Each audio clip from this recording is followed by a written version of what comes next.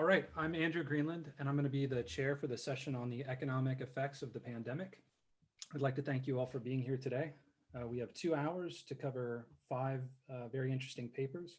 We'll have 2 papers on the role of the central banks in the pandemic, 2 on firm-specific issues related to pricing behavior and firm survival, and 1 on a model of belief formation using a SEER model.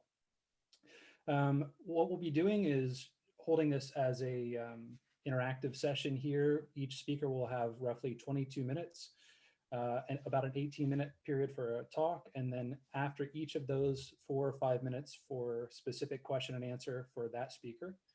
After each speaker has completed, we'll have a 10-minute question and answer session that will be open on any topic or for general discussion among our different speakers. Since you're not here to hear me speak, I'll of course let Annette Bissing-Jorgensen start with our discussion of the bond markets and the Federal Reserve. Thank you very much for including our paper. So I'd like to talk about the Treasury markets back in March. I'll start with some graphs showing you that something very unusual was going on, suggesting dislocations to prices.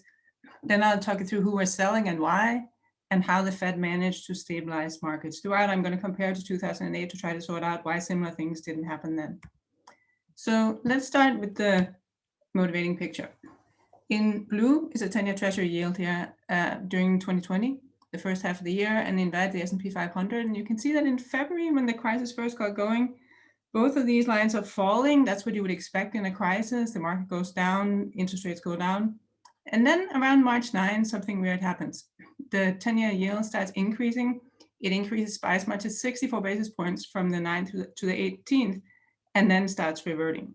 So what I want to understand is that spike, which in bond market terms is very large. And at the time, you might remember that everyone thought the world was falling apart, given that the Treasury market is sort of the bedrock of all of asset pricing.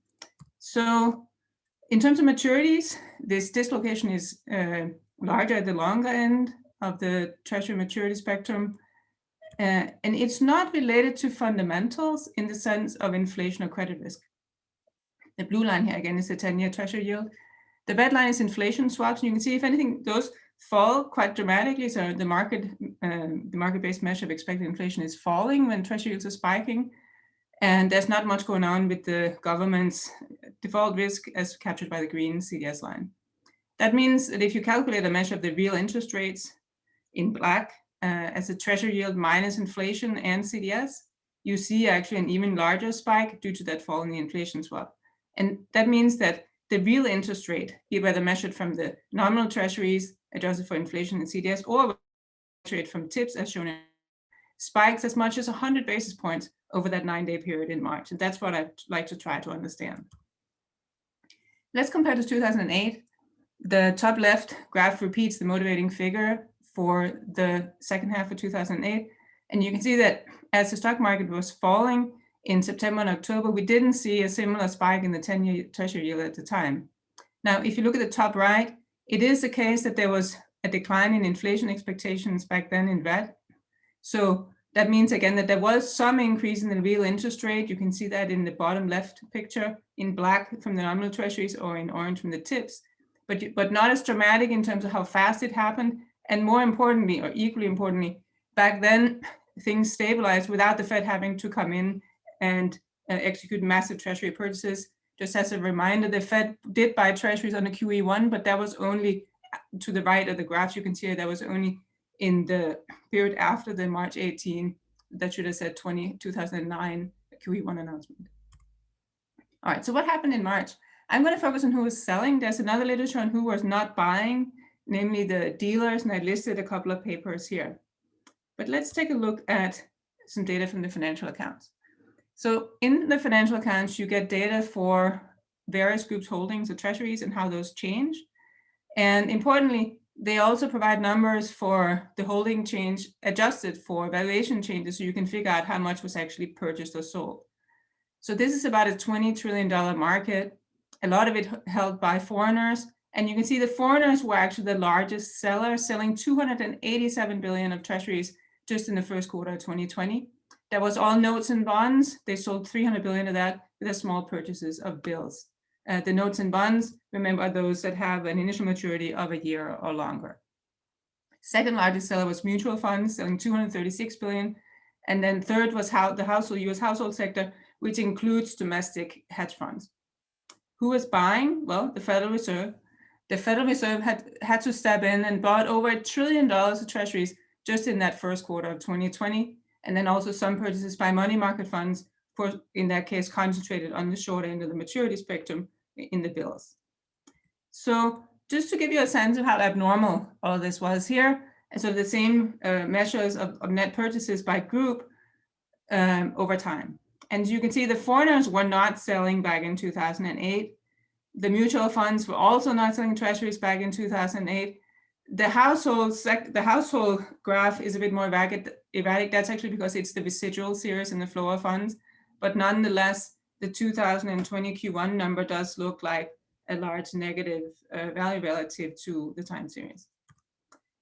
From the Fed's perspective, in terms of purchases, the Fed purchases were also abnormally large. They bought $1 trillion in Q1 and another $1 trillion in Q2, actually.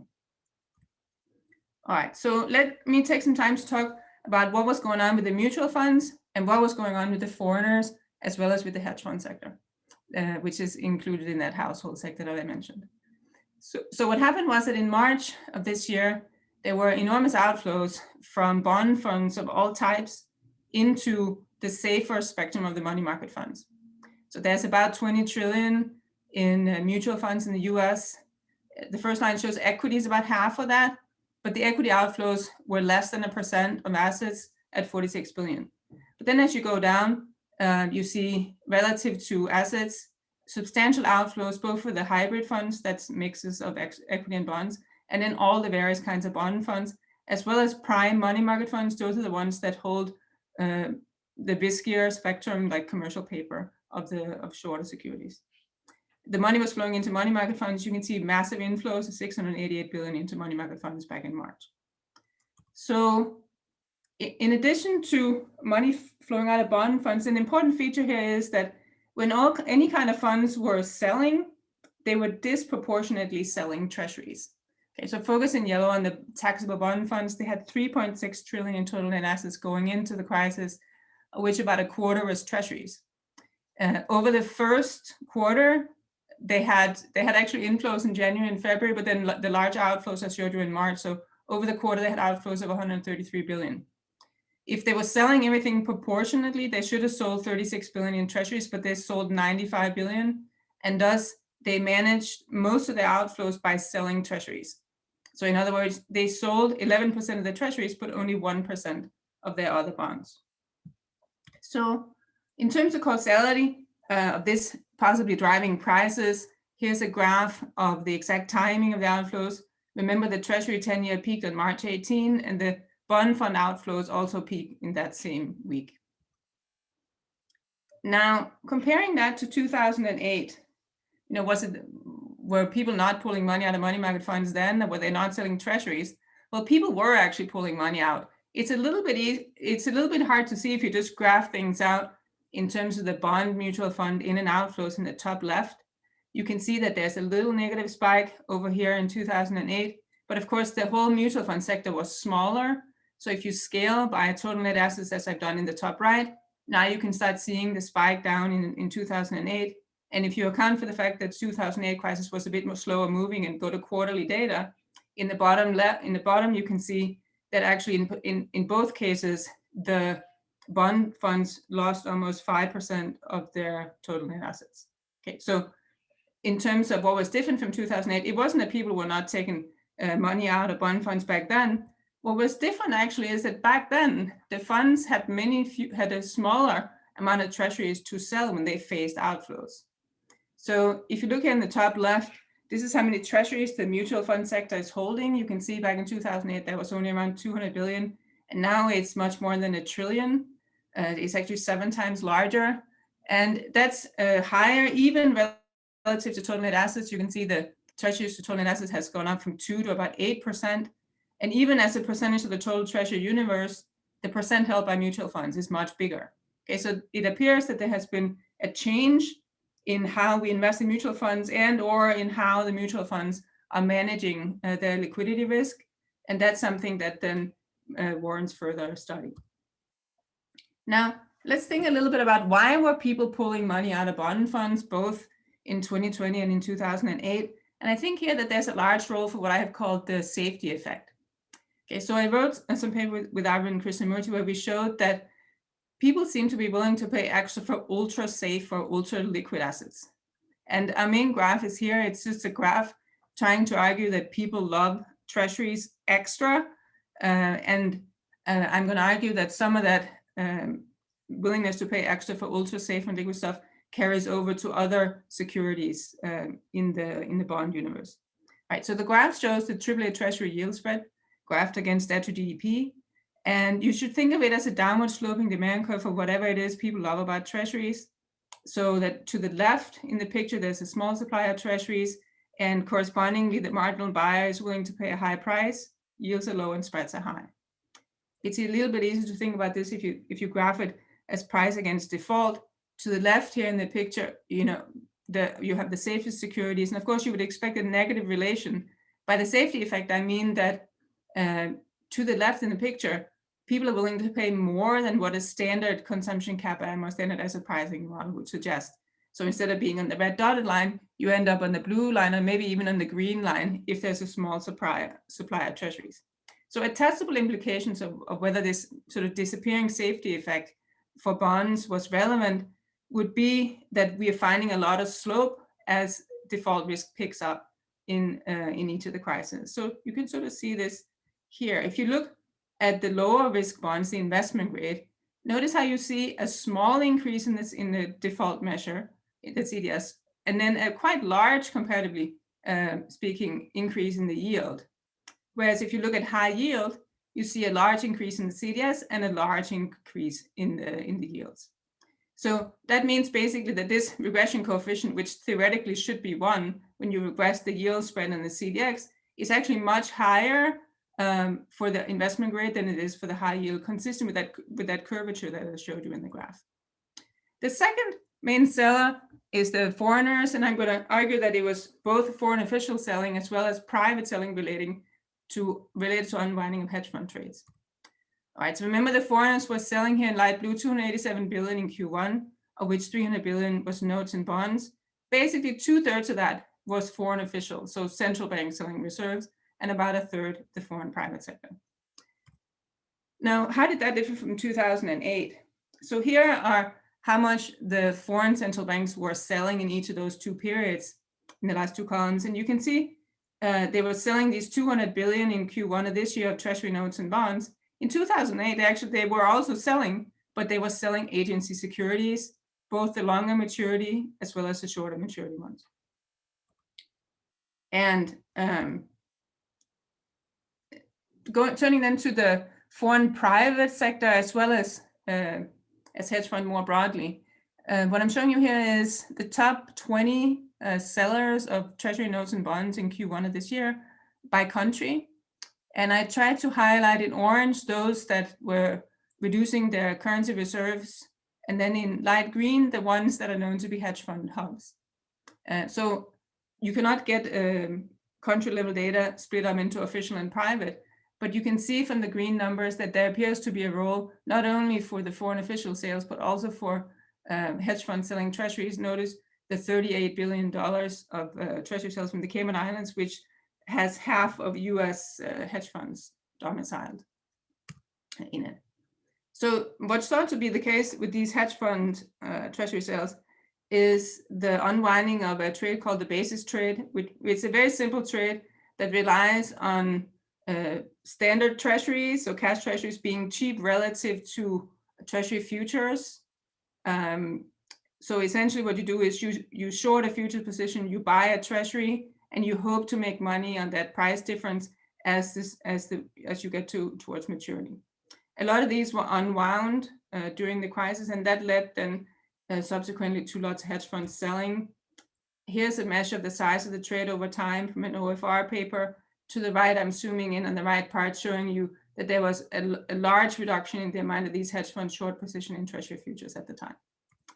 All right, so finally, let me talk about what the Federal Reserve did in order to stabilize the market. So lo and behold, the Fed did 4 things to address the COVID crisis. They reduced the Fed fund target, of course. They reintroduced the dollar swap facilities to provide dollars to foreigners. They had a bunch of facilities to stabilize money markets, and then a bunch of programs to stabilize bond markets. Now, there's a lot of dates involved in this. Let me just talk you through 3. March 15, they lowered 3 different interest rates, and then they announced that they would buy at least 500 billion in treasuries and at least 200 billion in mortgage-backed securities. Then March 23rd is the Fed's sort of whatever it takes moment. They went to unlimited treasury and MBS purchases, and they introduced a 300 billion amount of lending facilities, of which a lot of it in corporate bonds, focusing on the investment grade segment. And then thirdly, the April 9th date is the one where they increased the amount of investment grade bonds they would buy, plus they expanded into the high yield bond universe. Now, let's take a look at what happened. Remember that picture from the beginning? Now, all I've done is I put vertical lines on those 3 dates. And at first, it sort of looks like none of the dates really line up with when the Treasury market turned around. Right? They made an announcement on 3/15, but the blue line keeps increasing. And then the next announcement is only on the 23rd, but by then yields had already started to turn around. So what happened? Was it not about the Fed stabilizing market? Well, here's the crucial picture of the paper, which is arguing that it was actually the Fed that turned things around, but that you need to look at the quantities purchased, not just at the announcement dates.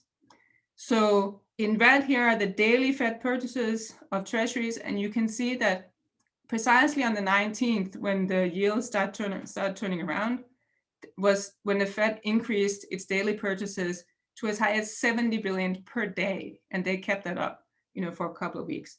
And in terms of causality here, I don't think that that this link is due to confounding factors, in the sense that if anything, the fundamentals got worse on the 19th and the 20th. Corporate bond yields went up, the stock market fell, so it's unlikely that the Treasury market stabilized for other reasons. The other thing that happened right on the 19th was that the first US dollar swap lines settled on the 19th for about 170 billion. That would then mean that foreigners would have a reduced need to sell treasuries to raise dollars. We don't know exactly how many fewer treasuries that would lead them to sell. That factor is some number less than 1, but nonetheless, this likely also contributed. In terms of identification, something that's very useful is that the Fed started buying mortgage-backed securities a day later, and deals on MBS fell a day later. Okay, so here's a corresponding picture for the MBS. This is a measure of the risk premium on mortgage-backed securities. The spike here is on the 19th. And if you look at when the Fed ramped up its purchases, it was the 20th, and then the yields start turning around. Okay, so you can see this is helpful because everything is shifted forward one day. Let me skip the fundamentals of the MBS market. Okay, so what I'm concluding from all of this is that QE worked very differently than it did back in the financial crisis. Okay, so the starting point here was treasury selling due to liquidity needs, not due to concerns about treasury fundamentals, for the reasons that I have laid out. And the March 15 announcement was not enough to make the market stabilize. Because people were selling for liquidity reasons, the Fed had to actually start buying aggressively in order to provide demand.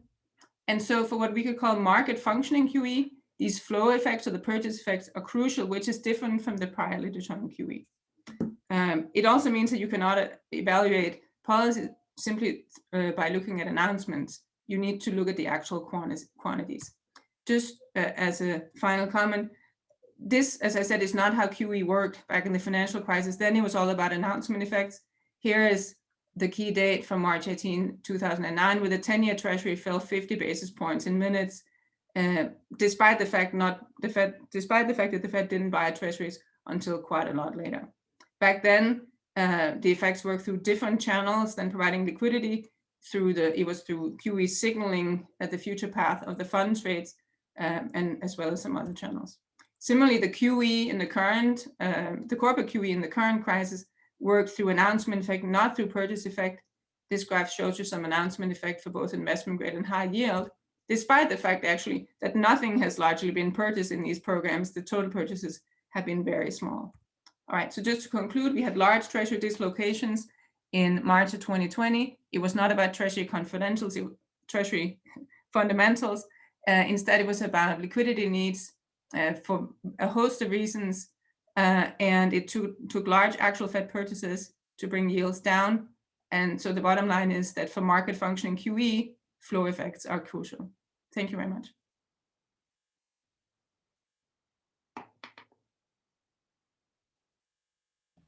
All right, I'd like to open up for questions. We have about 3 minutes for questions before we move on to our next presentation. Please unmute yourself or raise your hand if you do have a question.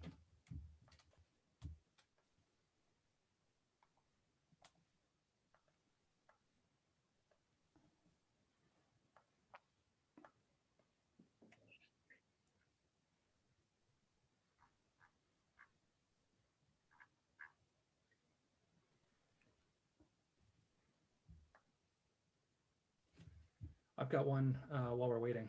I was wondering if you think there's any role for some of the non-traditional monetary policy that took place in March for impacting the timeline of your Fed actions here.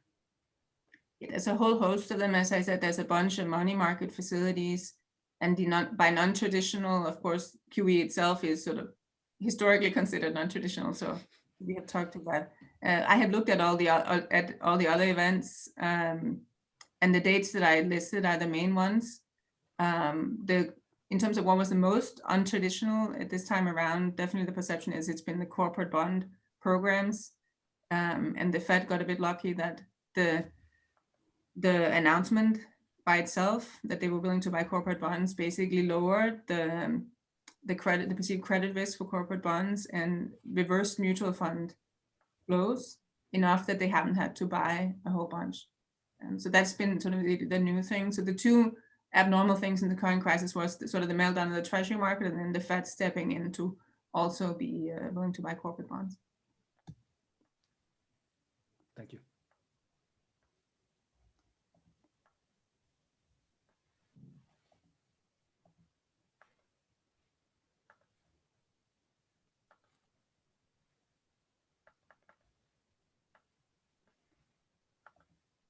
All right, with no other questions for the time being, we're going to move on to Tingfeng Jiang. Oh, sorry.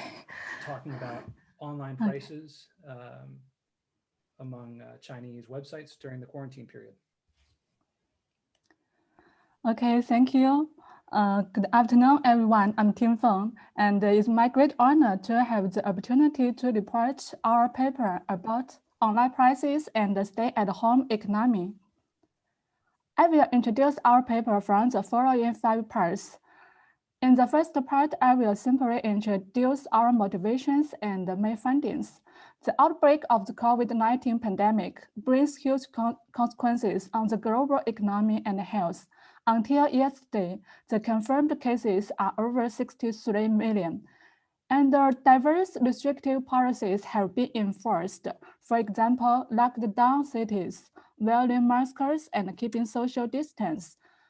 And during the quarantine period, the stay-at-home economy is developing rapidly, while the offline economy is seriously impacted.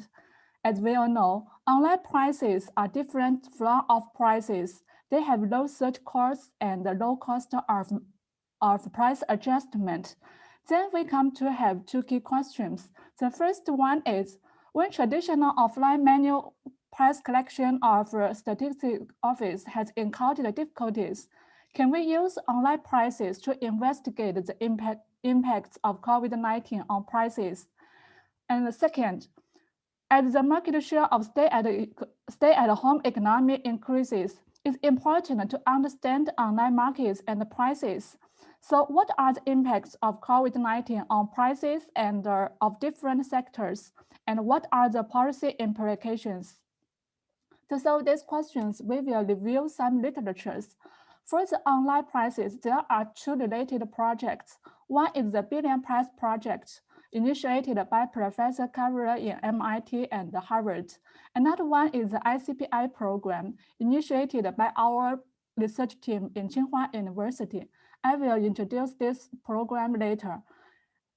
And besides, many scholars are investigating the impacts of COVID-19 on macroeconomics and financial markets.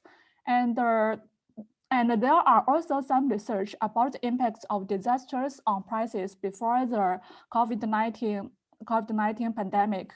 However, there is scarce evidence about the impacts of COVID-19 on online prices with China's data. This paper firstly uses online prices data in China and the DID method to analyze the impact of COVID-19 on the inflation and the prices stickiness of stay-at-home economy. We show that the pandemic leads to a 0.6 surge in overall price index, but a 20% decrease in price change frequency and a 1% drop in the absolute price change size. We also find that significant structural differences show up among various sectors, which calls for differentiated policies. Our data is from the ICPI program. I will show you the official website.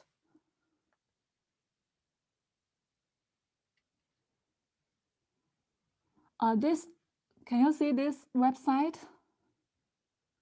I open it. This website is our program. Our team make this program. From this website, you can see that there are price indexes, daily, weekly, and 10-day and monthly ICPI indexes. And the basket follows the official CPI basket.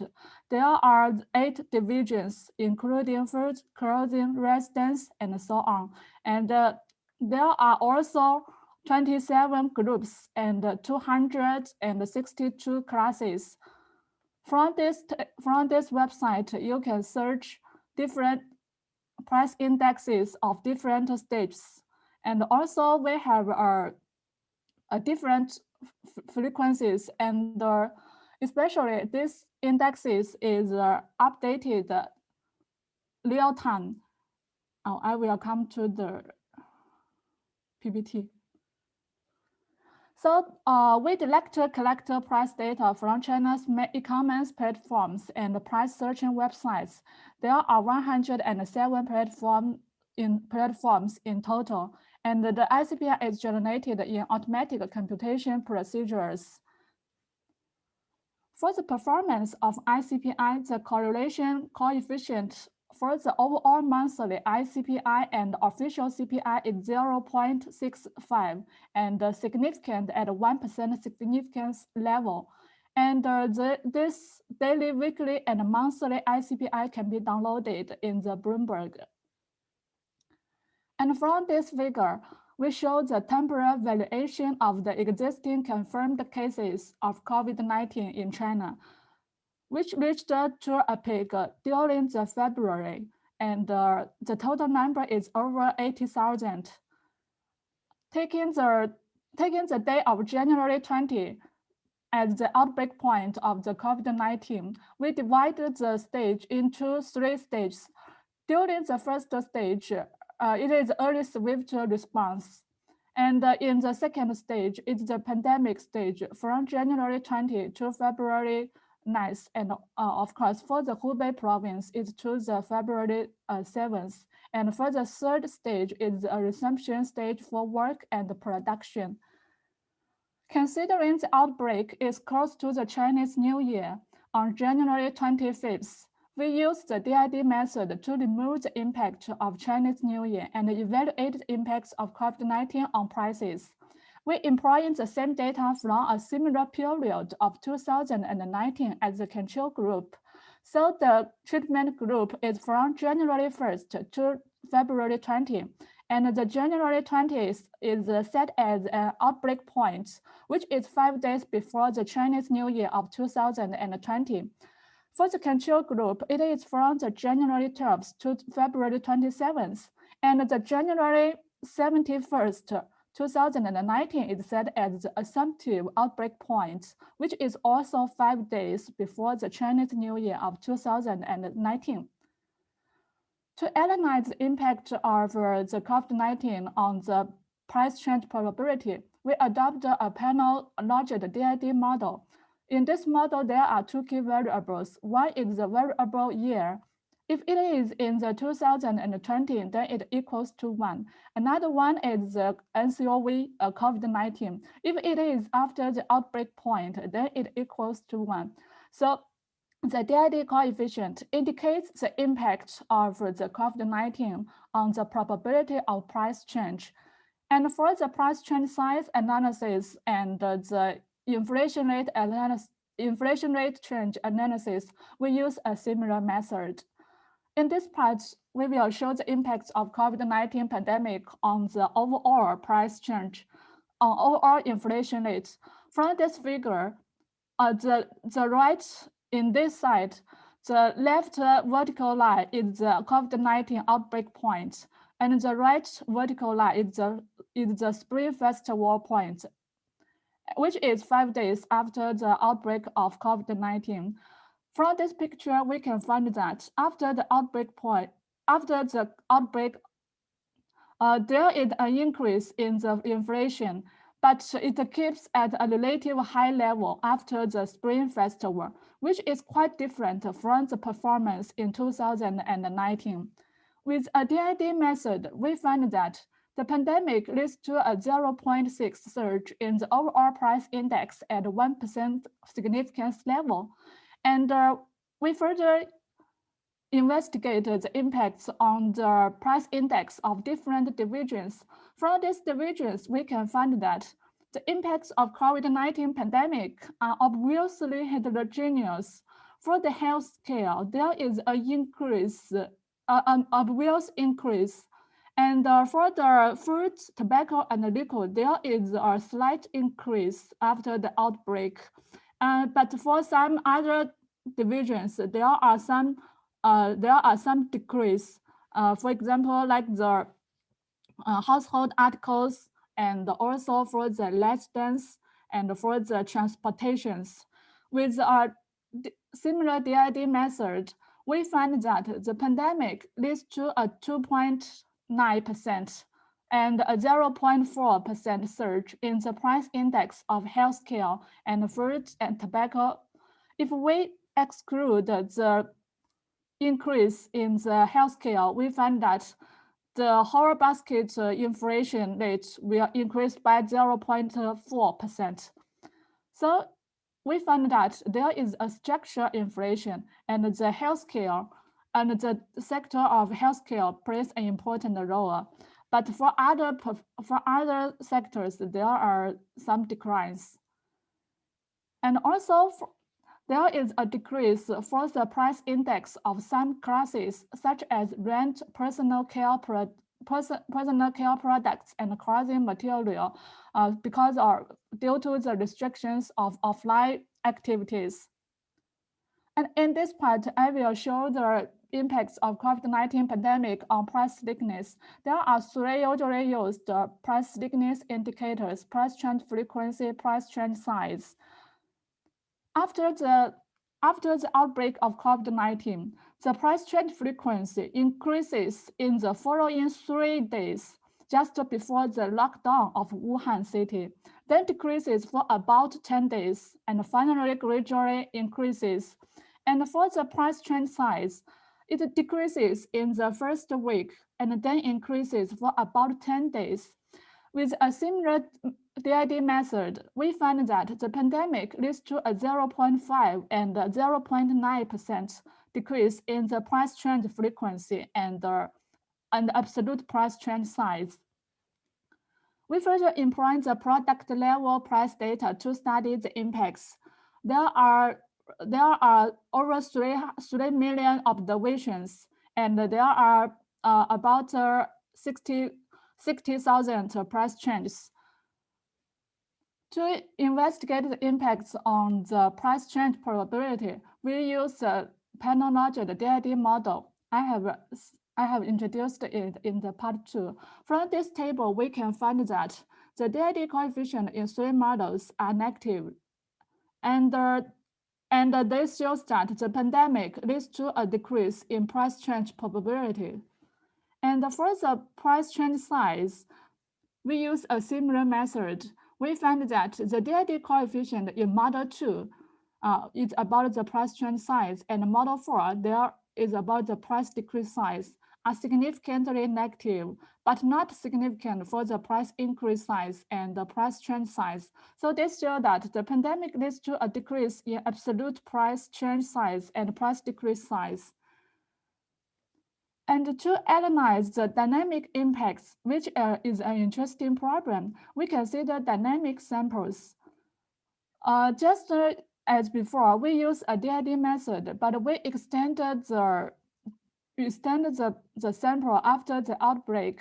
After the outbreak, it is from the January 22 until T, and the time T is changing from the January 20 to March 31st. From this figure, we can, it's similar for the control group. From this figure, we can find that the dynamic impacts of COVID-19 pandemic on the overall price change is changing as the COVID-19 developers. At the beginning, especially during the second stage, it is the pandemic stage, there is a large difference in differences. And as the resumption and the differences are declining, we can also see a lot of differences for the different divisions.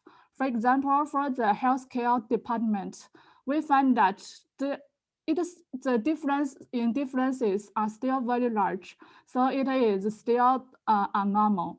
But for the food, tobacco, and the liquor sector, the differences are declining, and it comes to the normal in the March. But for some other departments, such as the clothing, the difference in differences are still very large, so it is still under recovery. And also for the performance of transportation and communication, the differences are still very large, so they are still in the recovery. But also for some other departments, like the residence and the other articles and services, they perform differently. Especially for this department, they have a positive price change frequency, because of there are some online services and some services data on this sector. It is because it is due to the other articles and the services which covers some online services.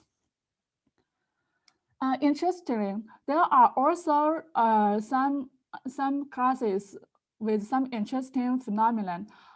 For example, for the online game prices, from January 1st to February 20th, the price index of online games increased by 121% after the COVID-19 outbreak, and also together with an 18% rise of the price change frequency, which is quite different from the performance of some offline prices.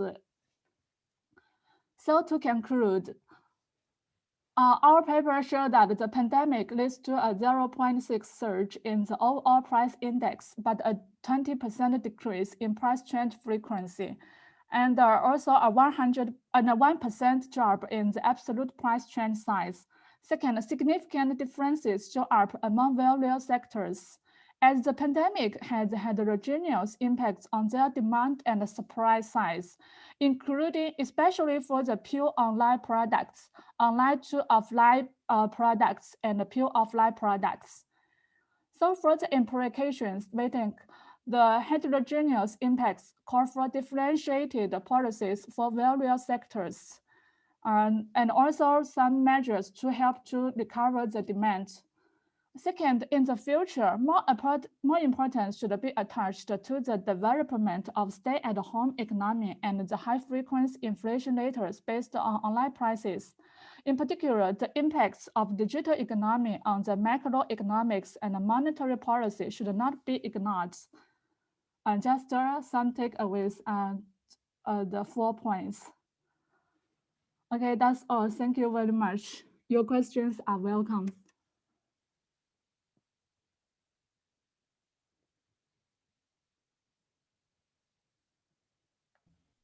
thank you very much for your presentation, and we'll now open up for any questions we have on this presentation.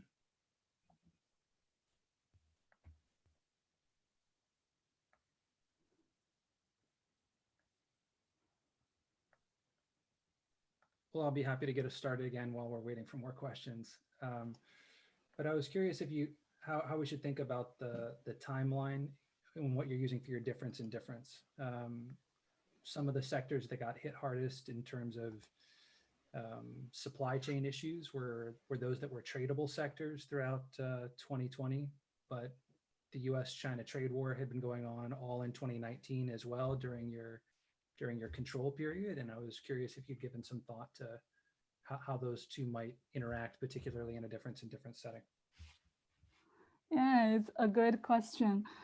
Considering the US-China trade war is developing in 2019, so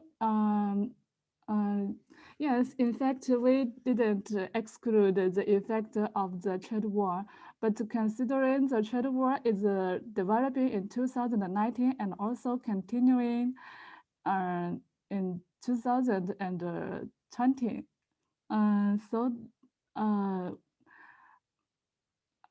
With this method, maybe we can also considering some of these effects, but it's a good question, and to consider this problem deeply. Thank you.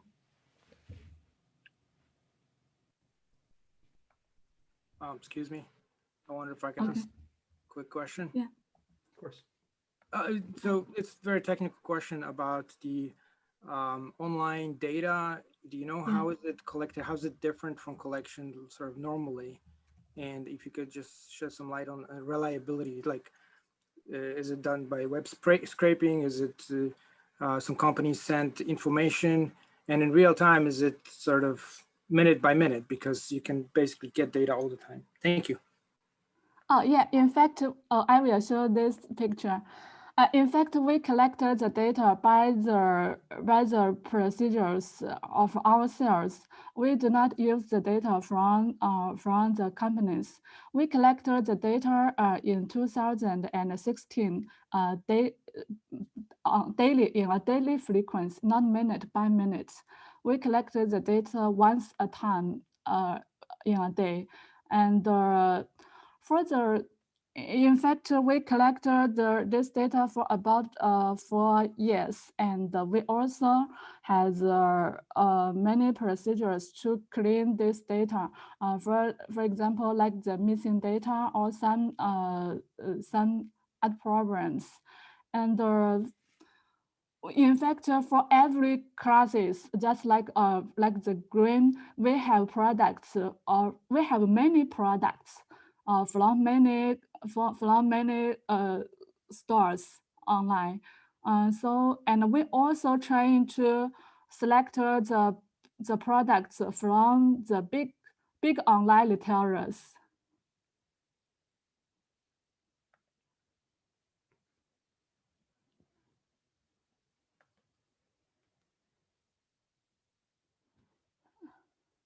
I'm not sure whether I answered your questions. Yes, thank you. Thank you very much. Okay, thank you. And also there is this website. There are many more details about the index.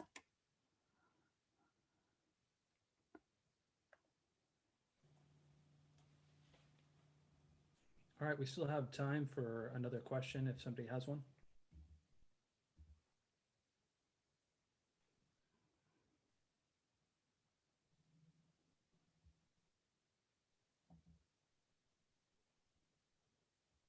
Well, in the spirit of keeping the meeting going here, we'll roll that extra minute and a half into our back end of the question, and maybe some questions will be spurred on as we progress in the session.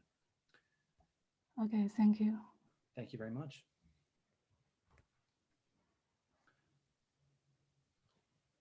All right, our next paper is by Adair Morse. We'll be talking about small business survival capabilities with data from Oakland. Great. Thank you. Thanks everyone for being here. So this is joint work with Bobby Bartlett, who's my colleague, faculty of law here in Berkeley. So the context of this is quite simple. Most firms by far in the world are categorized as small business. They account in the US for half of employment, more in other countries. And we use that one term, small business, to apply for a lot of things. And our policies are often, not always, but often homogeneous in across the different scope of small business. And so our contribution is to understand the heterogeneity in small business, and in particular, we're going to focus on firm size, as it relates to survival capabilities. And by survival capabilities, we mean an endowment kind of concept where what can a firm do, a particular firm do, when facing a macro revenue shock, and how can it adapt? And so we're going to map survival capabilities once we do some estimation in the city of Oakland, 2 types of policy support for small business and draw some inference. And then we're going to test implications for one in particular, the PPP labor subsidy grant program in the US. Okay, so let me just say something about firm size. So there are really 2 literatures in the macro realm about firm sizes that they relate to small businesses. And the second one is the larger of the literatures, and that literature documents very straightforwardly that the tiny businesses, the ones that are less than 10 or less than 5 employees, are not job growth providers. And why am I mentioning this is, the conversation today is often about jobs and small businesses. However, if you're thinking about welfare and the role of small businesses in the economy, one might also need to think about the micro businesses defined as we're going to define it as being even smaller, 5 or less employees, because there's another literature that talks about the role of community vibrancy as an economic concept, important for lots of spillovers and tax base and property and different things. So just to draw attention to our welfare discussions about policy seem to center on jobs, but a social planner might need to consider both of these aspects and care about both of the sizes of these businesses. Okay, let me start with some very simple accounting here, and we've taken some liberties, but imagine that we have a cash flow relationship where cash flows equal net revenues net of inventory, minus labor costs, and then minus other things, other committed costs. Okay, and then in this simple cash flow, or you can think of it as profits, but just this simple relationship, imagine a macro shock hits the economy and imposes a unit of net revenue loss on average, but with variance across firms. So we're going to define the concept of survival is that this cash flow plus what happens to you into the small business in that revenue shock stays positive. Okay, and so with that just very simple setup, we can then think about survival as a function of 3 things. So we do the total differentiation, and we think about then how these different components of these are going to be the survival capabilities, how they may relate to the firm's ability to survive. So the first one being revenue resiliency, so the revenue plus the how much of it you lose. The second one being labor flexibility. Firms adapt to shocks by implementing cutbacks in labor, which I'm phrasing here as flexibility as a good thing in the sense of firm survival. But of course, we know that flexibility is job losses, and so you'll forgive my language around that as a positive attribute. And then finally, committed costs. So I should have said labor flexibility has 2 aspects, right? Labor can fluctuate with revenue, or it can just be an independent shock with regards to the macro shock. And then finally, committed cost, how big that little c is, and how much you're able to restructure that cost. Okay, that's all we're doing with this. We're just setting up those three concepts, and we're going to go right to the data. All right. But as we go, we want to put three ideas in your head. So these ideas, and we're going to come back to this after we go through the estimations, but the ideas of what program policies might look like, and you can categorize a lot of the programs that we're familiar with under these three categories. The first one being subsidized working capital loans, right? The second one being labor cost grants and subsidies, that's the PPP.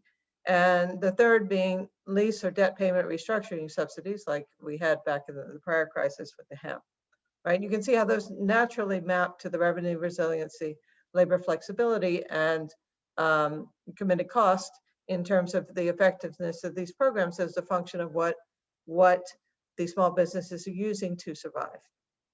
Okay, so the city of Oakland implemented a survey early on in the crisis. They by March 13, which was before even the original shelter in place, the city had implemented the survey of small businesses to extract what they were doing in terms of their labor, what their profile looked like, what their needs were. And so the city of Oakland, if you're not familiar with it, has about 500,000 people. Our sample is going to be 1,000 small businesses, approximately 11% of the small businesses in Oakland of the ownerships. We're going to complement this survey with some manually collected supplemental data, and then we're going to merge it with foot traffic data, employee payroll data, and then there's a second survey, okay? And I'll show you those as we go along here. Okay, to give you an idea of our sample, we have manually categorized the small businesses into these categories that make sense in the crisis. For example, personal services, we divided those that are provided at someone's home, like landscape, as opposed to those that are provided in a shop, which may have taken a different hit in the shelter in place. And so this is the sample. Everything I'm going to show you is going to be within industry. So it's not that we're going to be comparing restaurants to landscape. We're going to be looking within all these categories. Okay. The data comprise, as I mentioned, we are interested in these micro businesses as well as slightly larger small businesses. Most of the other papers on the crisis when it relates to the small business policies are not these micro businesses at all, because of the data advantage we have here in being able to hone in on them. So our sample here are very small businesses in terms of employee count. The mean business has 6.5 employees.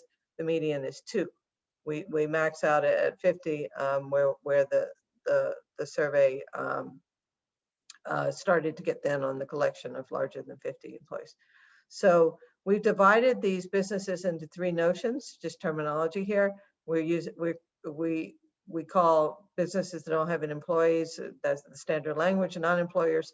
We define micro businesses to be businesses that have 1 to 5 employees and enterprises 6 to 50.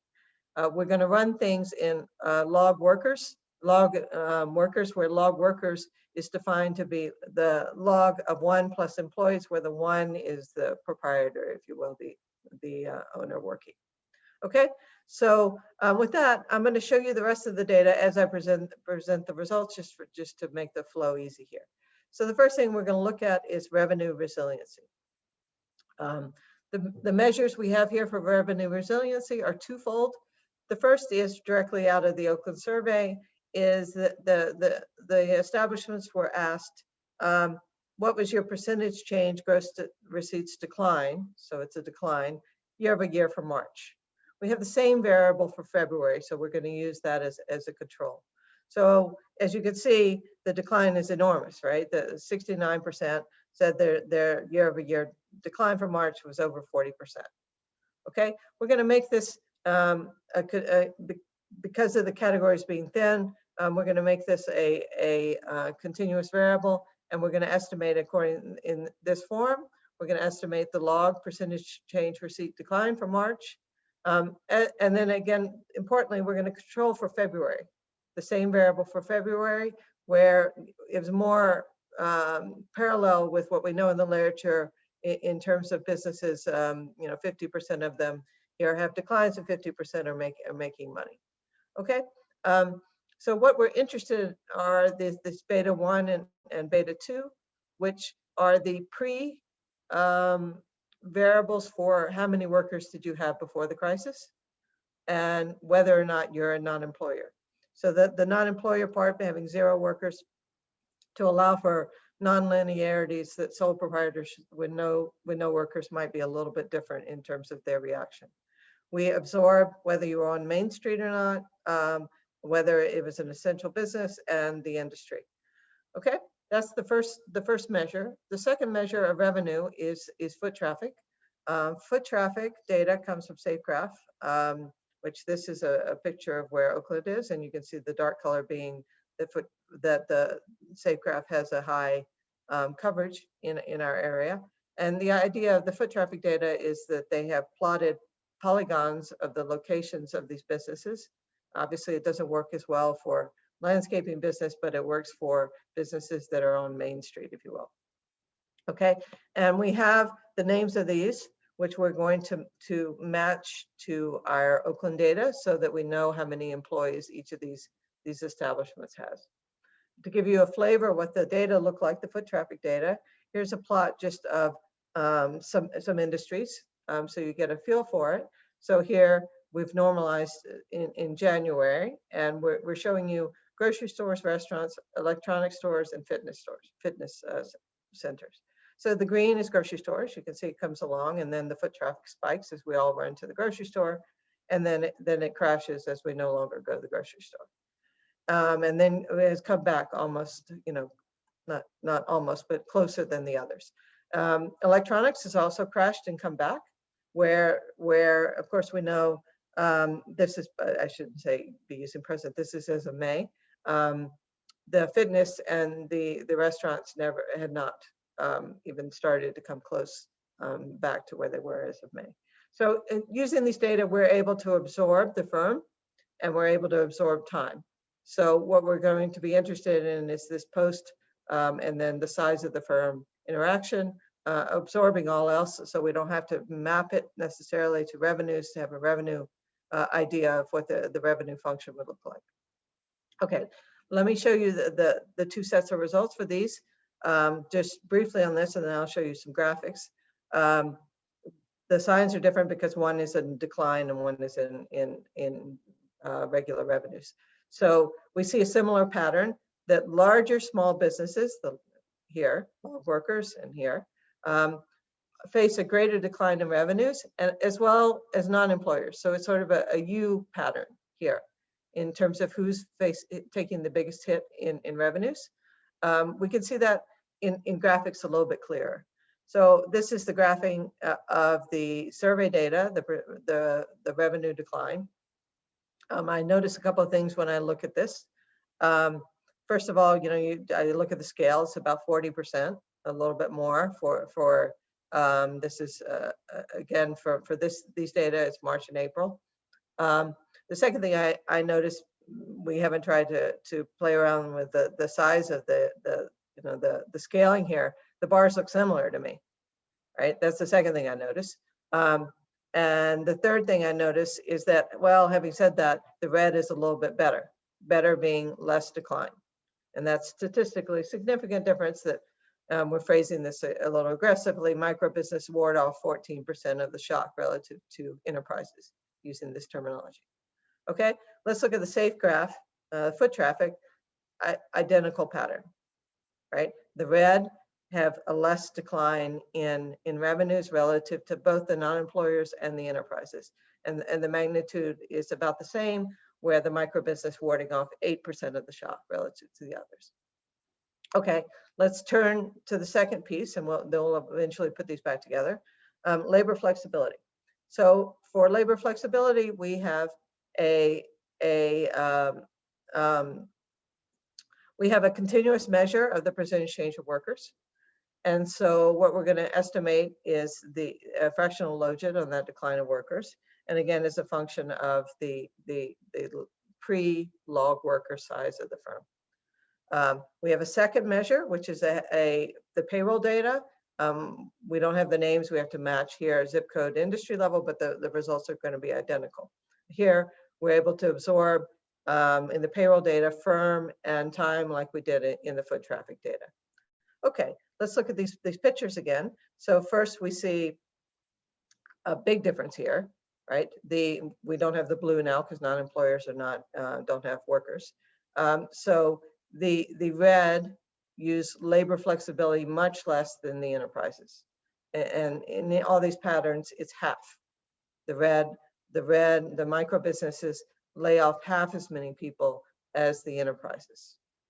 The same exact pattern in the payroll data, that the micro businesses are cutting back labor by 26 and the enterprises by 50%. Okay, all right, let's finally go to committed cost. In the committed cost, we don't have, I'm just going to go to this in the interest of time, we don't have measures of committed cost directly, but what we do have is closure risk concern. And in our simple accounting that we did at the beginning, the committed cost is the residual, if you will, in terms of survival. So what we do is we look for the effect of size, controlling for the other two, revenue loss and decline in workers. Okay, and here's what we find on this front is that, not surprisingly, if you think about it, right, that the enterprises have a much higher residual committed cost exposure, if you will, once you take out the revenue and labor. The intuition makes sense that larger establishments face a greater role of capital and debt servicing and rents, right, is the way that we would interpret this, of being liberal with the interpretation. But the evidence, if you bring it together, it suggests, and I don't have time to go through this very much, but the evidence suggests that when you think about these assistance programs, if you think about like the PPP, if the small businesses uses labor flexibility as a strategy, then that may not, it's not a very efficient program in terms of using the subsidy. So we're going to test exactly that. We're going to go use the Oakland, there was a second survey which gave us a measure of a medium run survival, which is being that you know, ask the businesses, what is the current rate of disruption? How soon will you be at risk at closing? And those that said 6 months or more, we're going to say that they have a higher surviving. And it gave us data on the PPP. The thing about the PPP is that we know that there was almost no eligibility criteria on the PPP. And so for those, you know, we're fortunate to have the Grange et al. Paper that has told us, and in their first stage is quite convincing, that differences of success in getting a PPP loan largely an artifact of who you're banking with. And I should say, you know, coming into this analysis, the literature, and especially this summer, the first wave of literature found the PPP to be very ineffective in terms of, and I skipped this slide, in terms of not increasing labor use. And so, however, we should, you know, there's been some more recent papers, but pushing back on this a little bit, the samples in both of these studies were larger firms than we're studying here, and they were looking only at labor use and not at survival. Okay, so we're going to assume that application success is orthogonal to unobserved factors affecting medium-term survival. And with that assumption, because of the fact that in our data we have those that successfully applied and those who are unsuccessful, we are going to study the effectiveness of the PPP on survival using that assumption from Grange et al. All right, so let me just show you the punchline because I'm out of time. So we estimate that, I will show you briefly this. We estimate the effect of the PPP, and we find that PPP acceptance increased survival, but it dissipates with size, right? And here's the picture to that, right? The PPP was helpful in increasing survival, but only for the very smallest. This is plotting the increase in the probability of survival for taking a PPP across the employee count. So the small firms had an increase in survival if they were successfully able to get a PPP loan. And this success rate is quite high here. But consistent with the literature for larger or small businesses, we find that is not the case. You can map this back to the first half of what I presented here, which is that small business survival capabilities vary very much by firm size. In particular, the one to emphasize is that labor flexibility result. Right? The larger small businesses are using labor flexibility as their survival capability. And so the PPP was not as effective at helping them as compared to the micro businesses which are unable to flex labor as much because those employees tend to be more core employees. Okay, and finally, the PPP was very effective at increasing survival for those micro businesses. Okay, thank you. All right, we've got a couple of minutes for questions if anybody has one.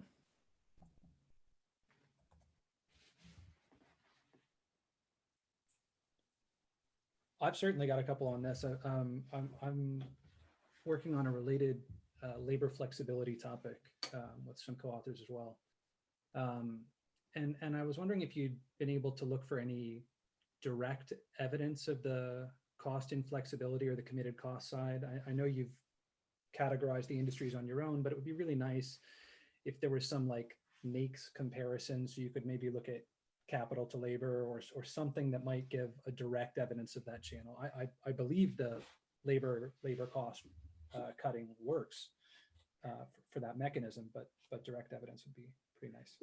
Yeah. One suggestion that we had that we haven't done, but maybe you have thoughts on is, we have these polygons from the foot traffic, and so polygons is the size of a poly. You can calculate area.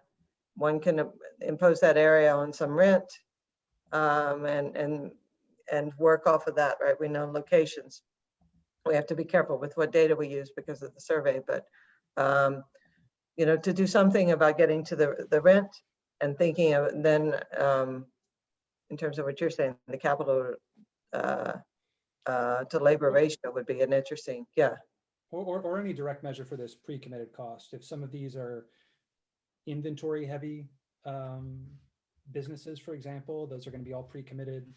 Something where there's a lead lag time on production. That's not the case with like your car washes, which you highlighted, for example. That's all done in real time. But some of those other sectors that might be sitting on sunk costs at that point that are unavoidable. Yeah, I hadn't thought about those. We know we know exactly what these businesses are. So we could do a lot more digging into you're right. We could do a lot more digging into the aspects of the companies. We're a little bit limited by sample size in terms of comparisons within.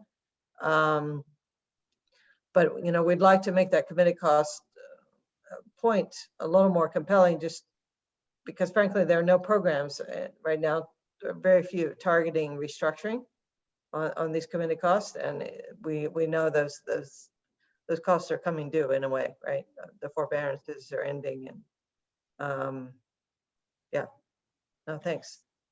And just one last thing that I'd be curious to talk about maybe after would be, I know you're looking within firms over time, and so we're not looking at across industry differences, but how much variation do you have in terms of the size of these micro enterprises across industries? Like how much of this is being driven by a few smaller sectors relative to some of the other industries? Might be interesting to dig into as well.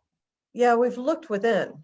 So we've looked like within just running it for restaurants, for example, right? Which your sample gets smaller, but there, restaurants have are a little bit unique relative to the other industries.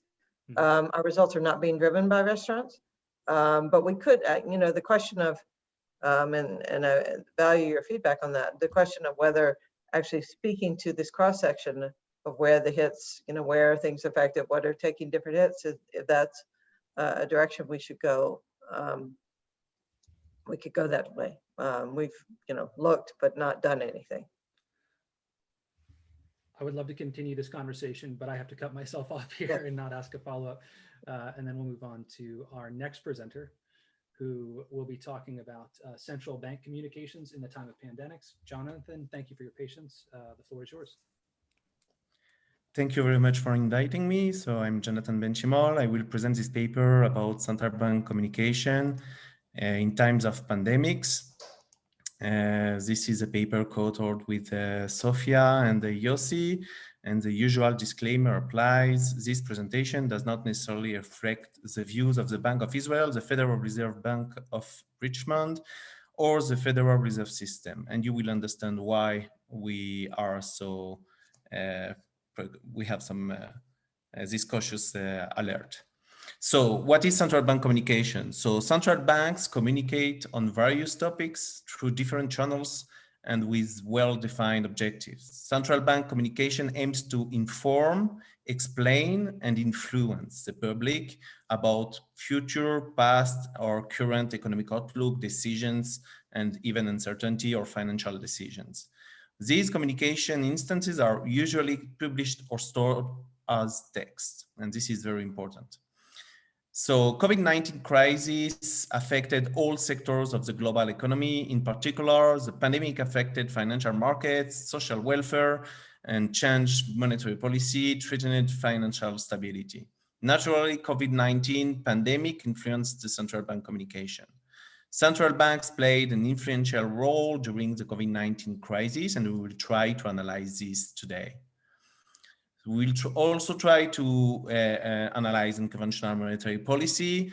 Most central banks in the world during the GFC, the global financial crisis, or the COVID-19 use some unconventional monetary policy tools. We can mention forward guidance, quantitative easing, funding facilities, lending facilities, adjustments to market operation, negative or dual interest rates, for instance, in the Bank of Israel.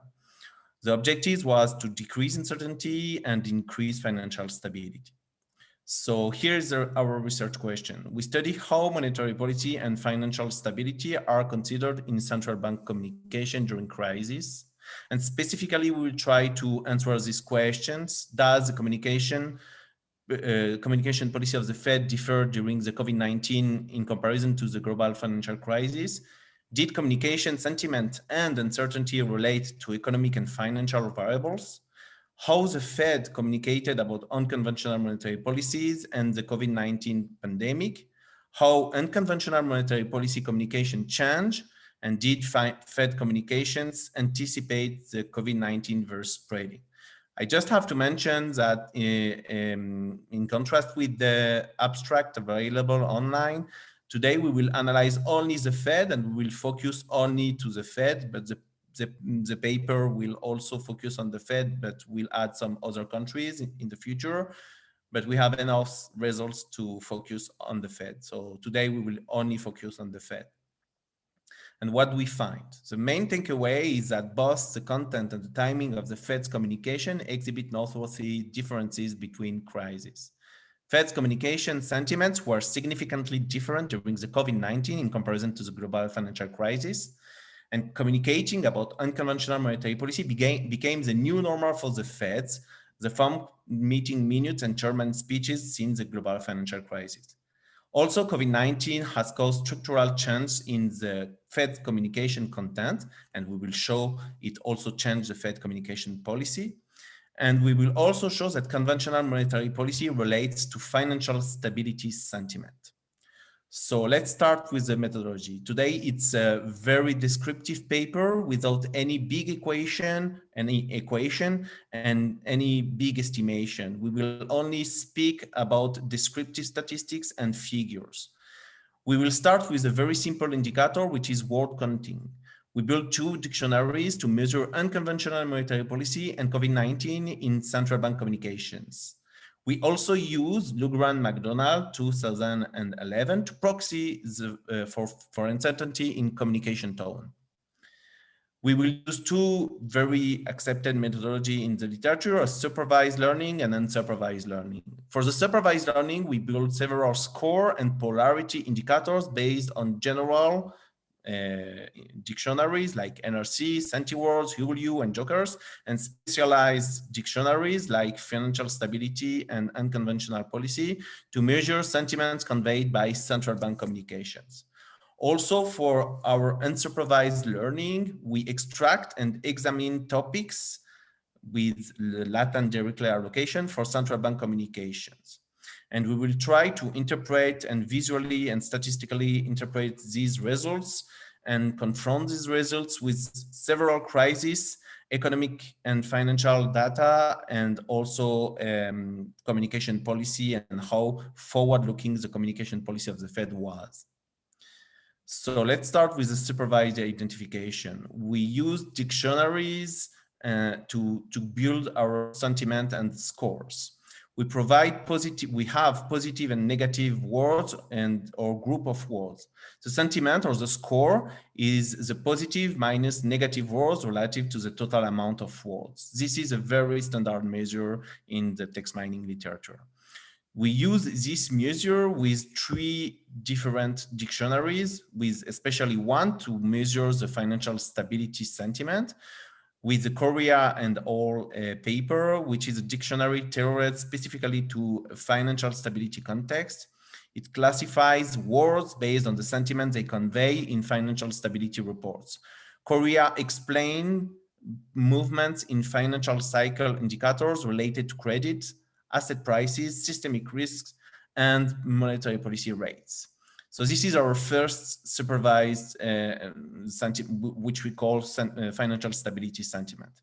The second one, we merge the Christensen and Rising's dictionary with the Henry dictionary. The Christensen and Rising dictionary measure forward guidance and quantitative measures focused on positive and negative terms, with specific and tailored terms focused on forward guidance.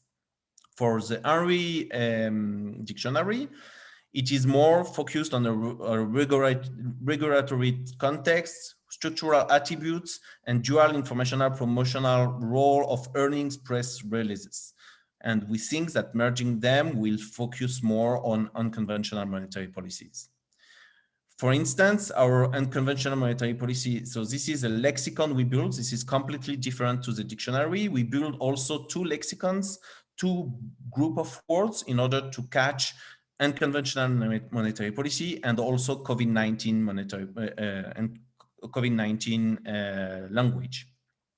For the unconventional monetary policy lexicon, we use a very simple bag of words. We screen all the Fed communications and we extract very specific terms, double words or triple of words in order to catch unconventional monetary policy communication. We do the same for the COVID-19. We use also Google Trends in order to catch some very specific COVID-19 words. And we have this lexicon in order to catch the how much the Fed communication was focused on the COVID-19. So there is no positive or negative terms here. It's only a small lexicon in order to catch a focus about a conversation or about a language. And what do we see? So for the announcement of the central bank of the Fed, we know that the announcement summarizes the current state of the economy and monetary policy decisions. And we see that for the Lugran sentiment here, there is a very big decrease at the beginning of the COVID-19. At the beginning of the 2020, the year of the COVID-19, there is a decrease in the sentiment. There is also a decrease in the sentiment measures as the polarity index. The polarity index will take into account the words before the word were analyzed and the words after the word were analyzed in order to convey a stronger or lower, a kind of something between 0 and 1 that is different from the score. We have also a strong increase in uncertainty. So we measure the uncertainty with the Lugran-McDonald dictionary, which we provide also a lexicon about uncertainty words. And we see that since the beginning of the COVID-19 crisis, a strong increase in the use of uncertainty words. We have also some very, very general dictionaries, jokers, NRC, Hulu, and sentiwords. We see that from the beginning of the COVID-19, an increase in the sentiment of the sentiwords, which means that if we consider only a very general dictionary, we see that there is an increase in the sentiment. The sentiment is more positive. But this is less, it does not take into account the financial terms and economic terms compared to Lugran or compared to the Financial Stability Index or our unconventional monetary policy dictionary. Both display a very strong decrease in the sentiment. We see a decrease in the financial stability score and also on our unconventional monetary policy scores. So we see a big shock since January 2019, which lasts until April 2020. This pronounced shock is especially at the beginning of the COVID-19, and after we see the sentiment and also the other indicators going up a bit.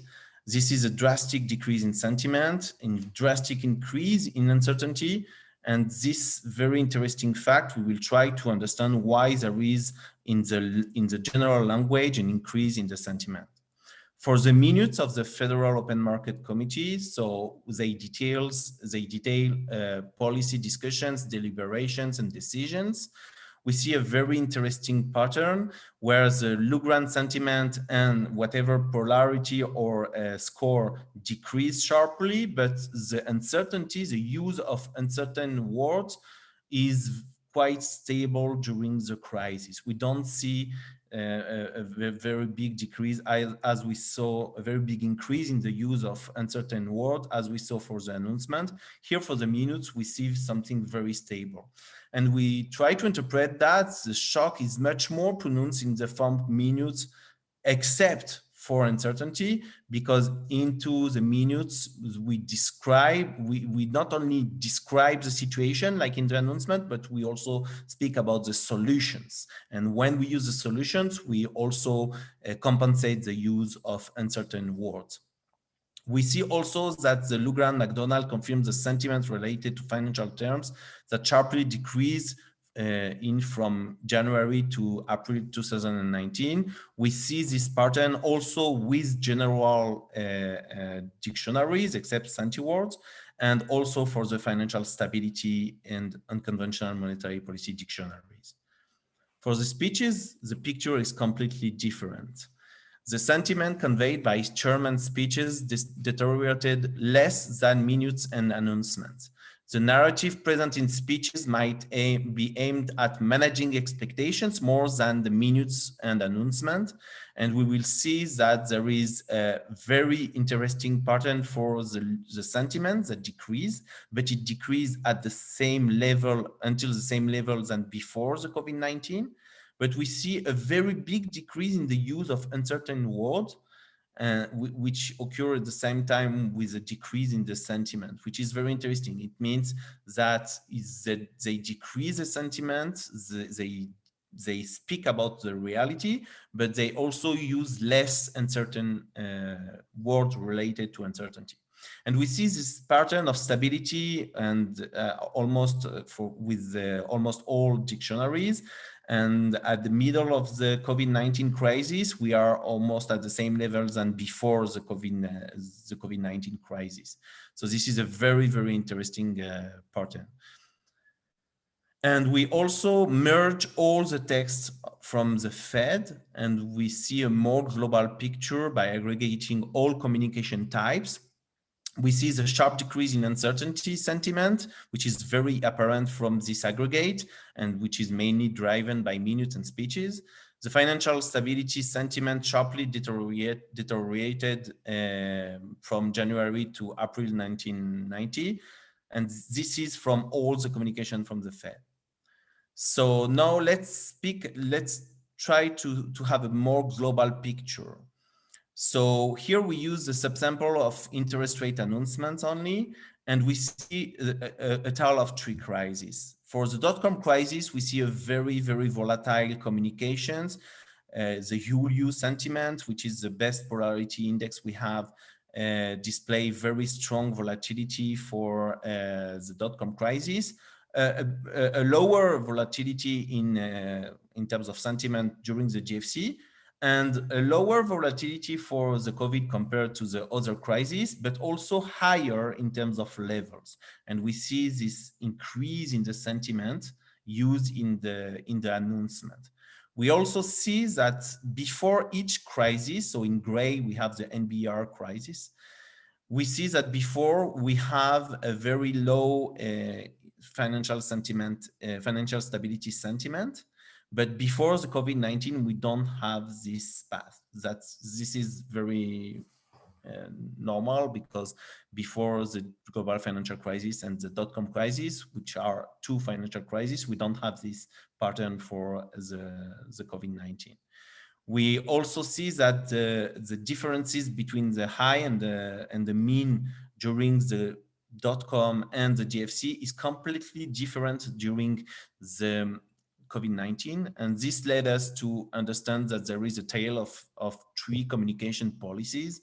And we really want to analyze why the communication policy during the COVID-19 was so different. So in the first summary, we have strong adverse sentiment shock from January to March, April 20. Recovery in sentiment following this shock, some above pre-crisis sentiment levels. Looking at the pronounced differences in sentiment over time, we find evidence that communication was used to shape the narrative and impact expectations. And Fed's communication tone, as proxied by our sentiment measures, differs significantly during the COVID-19 crisis, as opposed to the GFC and dot-com crisis. So I have two questions. Okay, no, it's not. Okay, so. Okay, so let's speak about our latent Dirichlet latent Dirichlet allocation.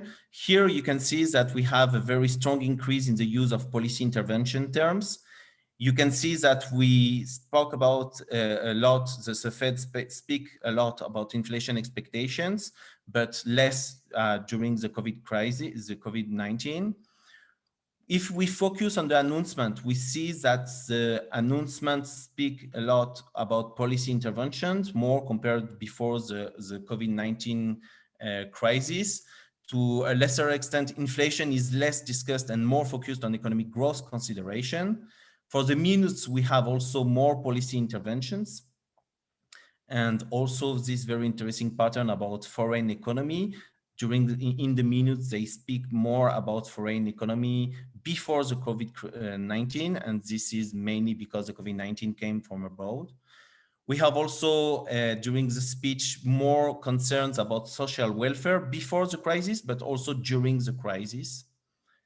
And if we see the topic modeling for all texts, we see a very interesting path between the area 1, where we speak about foreign economy, where the COVID-19 crisis started. After, we speak about financial stability concerns. And during the episode 3, we speak more about inflation and social welfare, more social welfare. And in the last part, we speak more about monetary policy, but also the new framework of the monetary policy of the Fed, but also unconventional monetary policy. We will switch the summary. I will speak about that just to check about unconventional monetary policy. In the announcement, we see that we spoke a lot, the Fed spoke a lot about unconventional monetary policies during the GFC, but less during the COVID-19, while the central bank balance sheet increased a lot. So this is a very interesting pattern, and this also led us to think that the Fed communication policy was very different during the COVID-19. We have the same pattern for the minutes, and for the speech, we have a more ergodic pattern. And if we take all the monetary policy and conventional monetary policy terms used, then we see that the new normal of unconventional monetary policy, the Fed speak more and more. It was normal for the Fed to speak about unconventional monetary policy. And this is also from Bernanke, that for him, it's not new unconventional monetary policy, it's just new tools of monetary policy. The intensity for such terms during the COVID-19 is higher than during previous crises, as you can see, and we are ongoing, we are working on that. Okay. So just I will switch this. I just want to show some figures that display our main results. We see that the Fed communication spoke about the COVID-19, and after the COVID-19 spreading increased, and we see an anticipatory effect from the Fed communication related to the new cases of the COVID-19. We also see that the discussion about unconventional monetary policy led to decrease the volatility in the market, and we see that also after. And we see this uncertainty effect, very interesting uncertainty effect, which precede COVID-19 and which led us to think that the Fed anticipated the COVID-19 crisis. We have also a very interesting picture about the financial stability, where the interest rate decreased when financial stability index decreased, when our financial stability sentiment, and when the financial stability sentiment increased, we have an increase in interest rates. I will not present this. So to summarize, unlike Strefi we show that the financial stability sentiment of both interest rate announcement and minutes relate to interest rate decisions rather than speeches. We have positive aggregated sentiment in all Fed communications relates to decreasing unemployment, except around significant unconventional monetary policy steps. We have also very interesting results about the nominal exchange rate relates to the Fed's communication uncertainty. What are the policy implications? The Fed may have conducted a specific communication policy for the COVID-19. This potential policy conveyed less uncertainty and more optimism to the public while conveying topics related to the situation, to the true situation, the real situation, which led us to think that optimism without affecting transparency was the policy of the Fed. And we also think that the Fed provided timely communication together with actions to stabilize financial markets. So as a conclusion, both the content and timing of the Fed's communication changed between crises. Fed's communication sentiment significantly changed during the COVID-19 compared to the global financial crisis. Communication about unconventional monetary policy became a new normal in Fed's minutes and chairman speeches since the global financial crisis. The COVID-19 caused structural changes in the Fed communication content, and conventional monetary policy relates to financial stability sentiment. Thank you very much for your attention, and the paper should be available this year in my website. Jonathan, thank you very much for your presentation. Due to our timeline now, we're going to have to move on to our final speaker. Shivi will be presenting on measuring the spread of economic news using in social media using an HIV model. We will have time for questions for everyone at the end of our session. Thank you, Andrew, and thank you, Jonathan, for setting the stage for my presentation. This was really interesting. So my topic is about measuring the spread of economic news on social media using HIV model. And what I'm going to talk over here is whether information spreads on social media as an epidemic, or can it be measured by epidemics? Secondly, what kind of epidemics does it represent? And thirdly, what is the speed of information transmission? Can we find that speed? How does the economic news can be compared to the non-economic news? The motivation behind this paper is from Christopher Carroll in his paper in 2003 published in Quarterly Journal of Economics, which is Epidemiology of Macroeconomic Expectations. He explained that people update their expectations from news media, which he referred to as a common source of infection, instead of knowing the true state of the economy. So what I mean over here is by common source. For example, you are in a hotel with infected air conditioning. So everybody that comes in contact with that infected air conditioning gets the infection, same as information transmission in this case. And in his results, Carroll obtained a significant constant term that he couldn't explain through this common source model of infection, and he attributed this to person-to-person learning. So what I do is, in extension of Carroll's proposal, I emphasize the role of social learning in examining how quickly people's beliefs might converge when people communicate through their neighbors instead of being econometricians. And literally, like we do not have the data on people communicating through their neighbors and friends. So we use social media over here. And I'm using Twitter data that has been collected in real time since 2016 on certain keywords and hashtags and important events that happen from time to time. So contribution to literature with this paper is that person-to-person learning is modeled using compartmental epidemiological model instead of common source. And I'll talk about what compartmental epidemiological models are later. Twitter data is collected in real time, and this is fit on several models, and finally on HIV model, because that shows the best fit to derive the speed of information transmission for different news items. So we'll be able to know which news spreads how and how differently. Definitions of the epidemiological model corresponding to Twitter data is another contribution of this paper. The key result of this paper is that information spread on social media resembles diseases like HIV, wherein influencers on Twitter, they are like the high-risk group. So we have high-risk groups in HIV of transmitting the disease who have multiple partners or do not practice safe sex.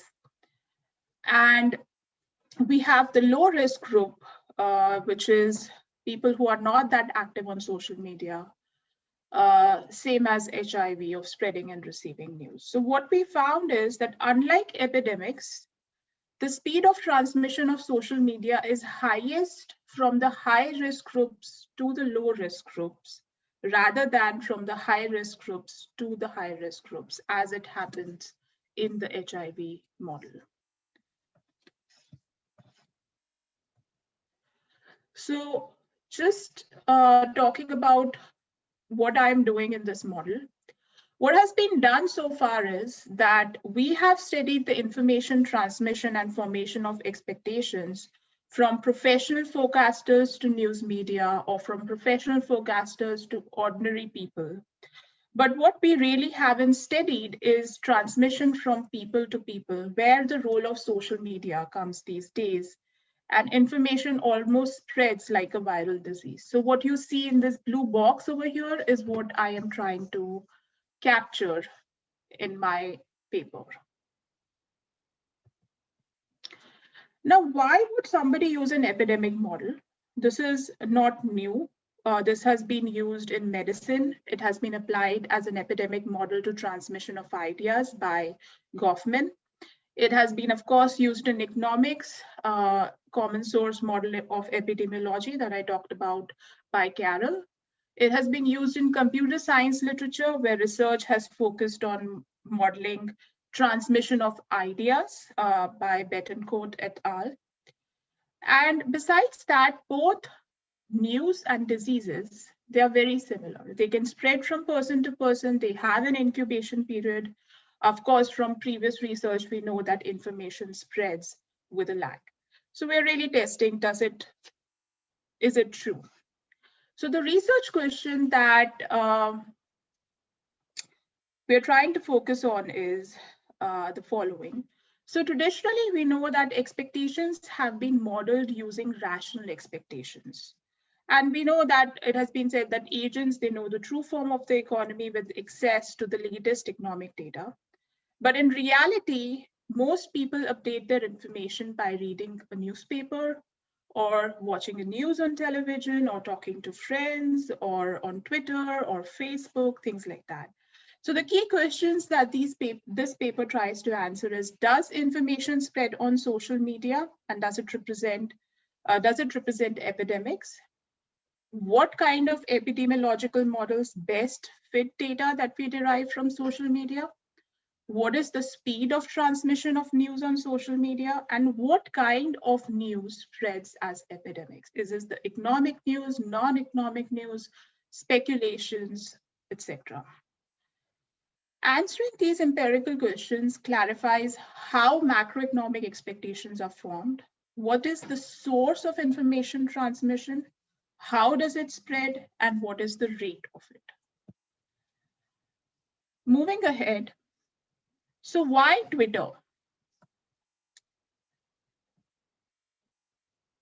So Twitter, first of all, it's very easy to obtain data through the API in real time, and it's easier for a grad student to do that without spending any money. So, and the second important thing is users, which are Twitterers, they publish statuses which is limited by 140 characters. So that basically limits the amount of characters that we have to analyze. Also, the following and a followed relationship that does not require reciprocation. For example, I can follow Trump, but Trump does not need to follow me.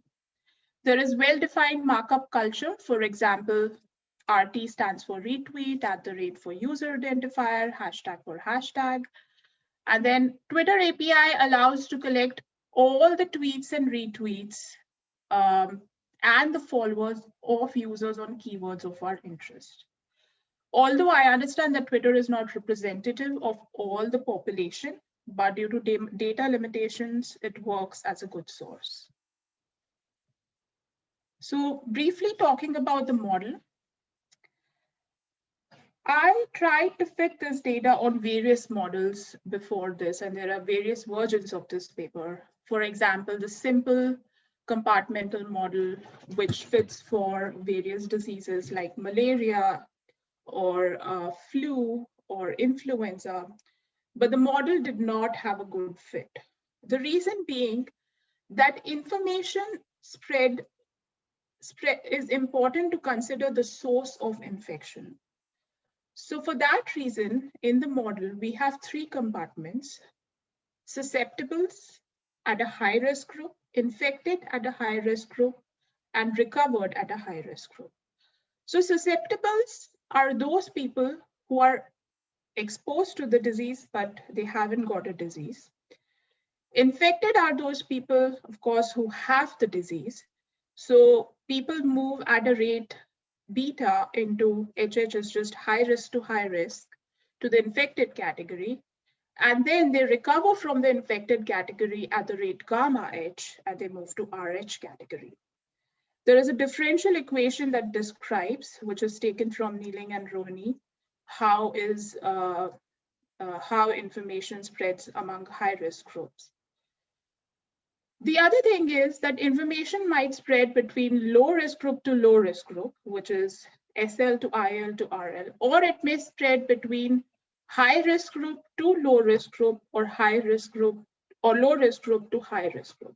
So we have various speeds of transmission, which is beta HH, beta HL, beta LH, beta LL, which is all going to be estimated. But the key idea to take away from this model is that if we were to divide the whole population into 3 compartments, infected, susceptibles, and recovered, there should be enough susceptibles in the population for the disease to spread, which is called the threshold theorem. So if all the people in the population are infected, there is no further disease to spread. The reproductive number is less than 0, and there is no spread in the population. By reproductive number, I mean, on average, how many people does one infected spread the infection to other people? So if it is true, that means one person infects 2 people. And you must have heard on news these days that coronavirus has it of 4 or 5. That means one person is infecting 5 people on average.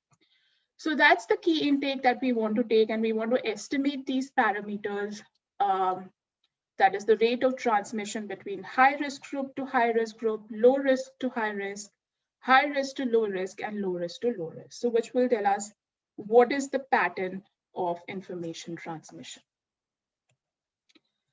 So these are the definitions that I have come up for as I categorize my data from Twitter. So we collected various hashtags and keywords. For example, one popular news that we collected was, how is the coronavirus pandemic and the Fed rate cut related? So for that, the high risk susceptibles are sets of users who have received tweets from infectious individuals with 10,000 or more followers at time T. And infectious individuals are a set of individuals who tweet or retweet with 10,000 or more followers. So all their followers of the people who tweet or retweet come in the susceptible category.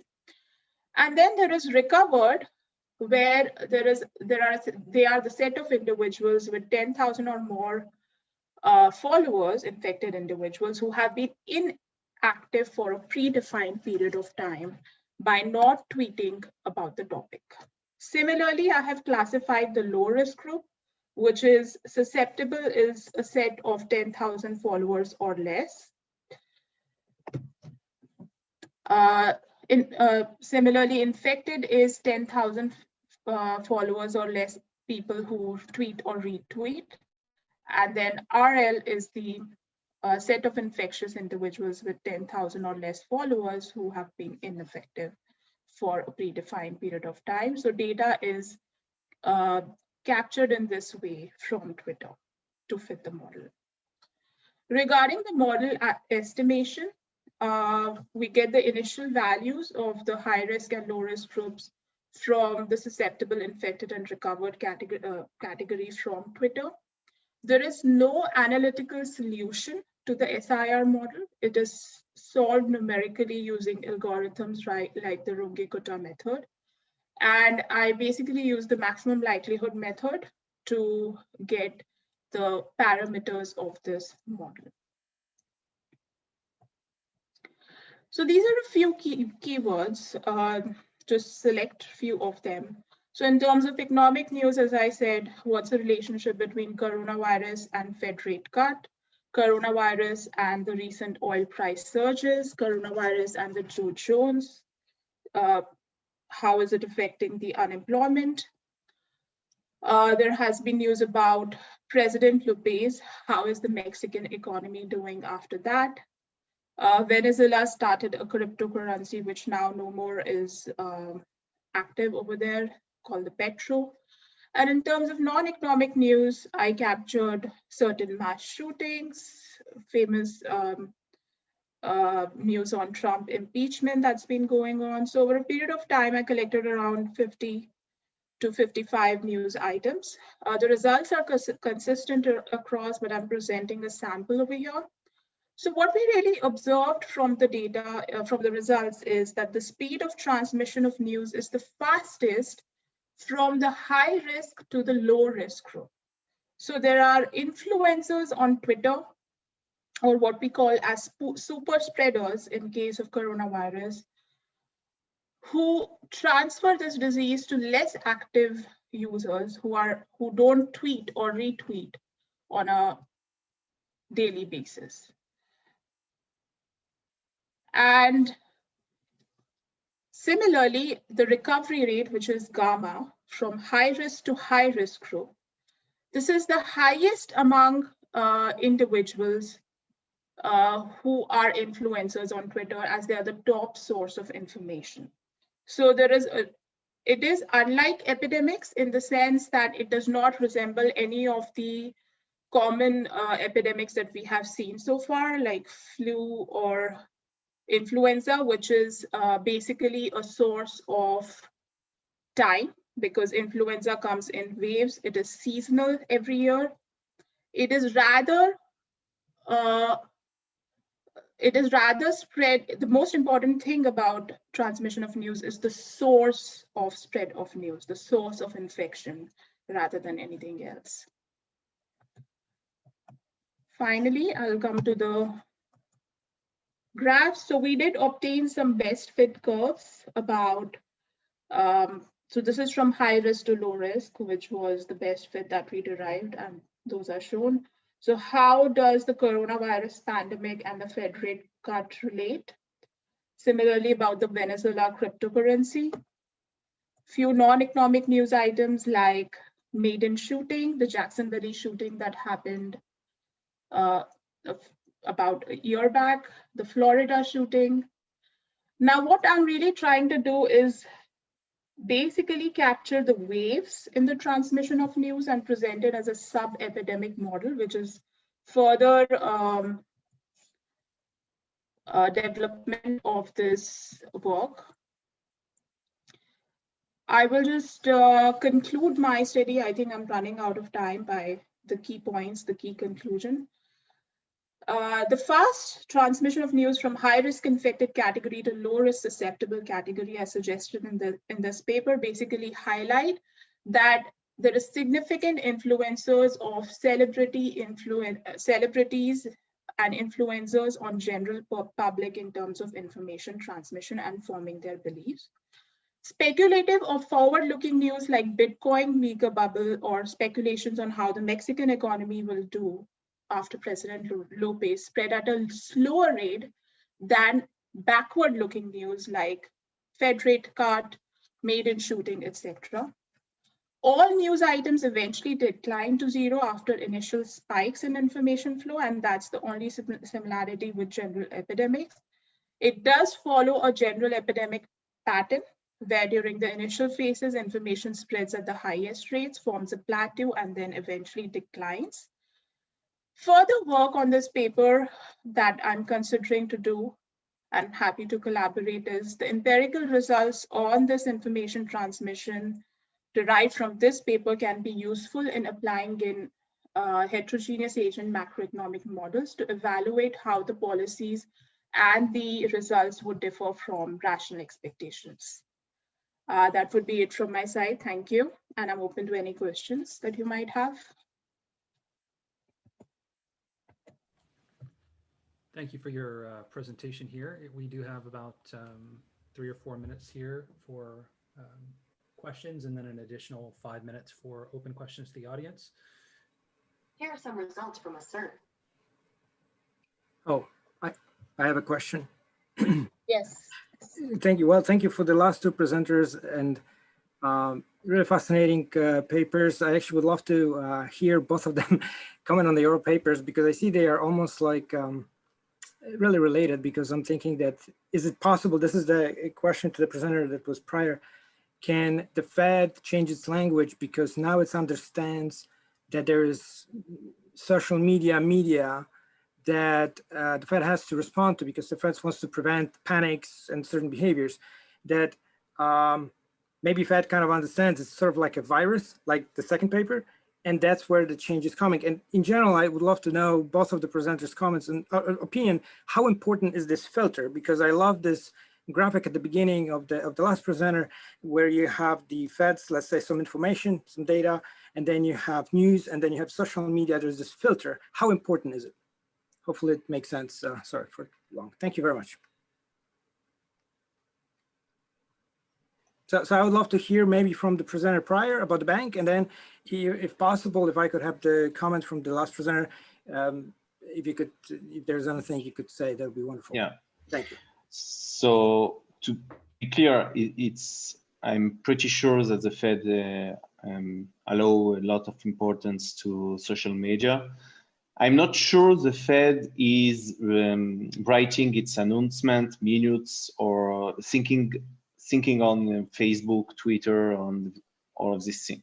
I'm pretty sure that they are writing these announcement minutes and other communication with the ultimate objective to know how the public will integrate information. But I'm not sure they're thinking about the Facebook, Twitter, or all of these things. I'm not sure about that. But what I'm sure is that they are writing their texts and they think about how the public will integrate this information. So it's not directly related to the social media, but indirectly, it will affect how the social media will speak about that, how the journalist will speak about that. And yes, at least we saw in the presentation that there is a very sharp difference between the COVID-19, the global financial crisis, and the dot-com crisis. Thank you for the question. So I would just like to add to that, yes, there is the Fed actual official page on Twitter and all the social media websites, even the Bureau of Labor Services, and they keep publishing their tweets and, about the latest interest rate, what the monetary policy looks like. Although it depends upon how many people are following it, and what's the credibility of the news, because when it comes from the first source of information, obviously it is credible, but there's also a lot of fake news on social media that impacts the sentiments of people. So definitely it has a big role to play, because like nowadays most people just go to news or just check their tweets or Facebook for what's happening in the economy. I hope I answered your question. Is there something else that you'd like to know? Could I add a comment just on this same topic? So then I have actually done some work representing on Tuesday on this issue of how the Fed communicates more informally. And I think one should probably replace Twitter with the financial sector newsletters. So you could think of the Goldman Sachs newsletter, the Deutsche Bank newsletter. So you can think of them as being there sort of a set of, 20 big companies, including also macroeconomic advisors, medical global advisors that write these newsletters that are like the super spreaders of information on Twitter. Those are generally very expensive, the newsletters, but some of them one can subscribe to. And I know, for example, the Deutsche one has like 20,000 subscribers, which puts it sort of in the league of the main Twitter people. Exactly. So maybe that's one thing that, important institutions care about. Very particularly the voting scenario that we see is heavily dominated by what's tweeted or what's retweeted, and that forms the voter sentiment as well. So it's not only important in economic terms, but it also in non-economic terms, and how credibly this news is transferred, that's really important through social media. So maybe that is one of the considerations of communication by the Fed, that how it impacts sentiments. How is this information being transmitted?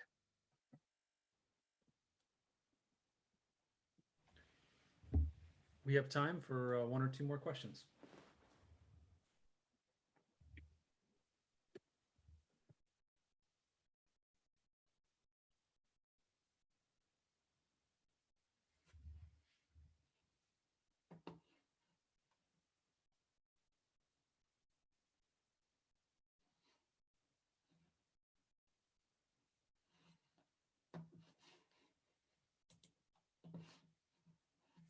Let me check the chat real quick.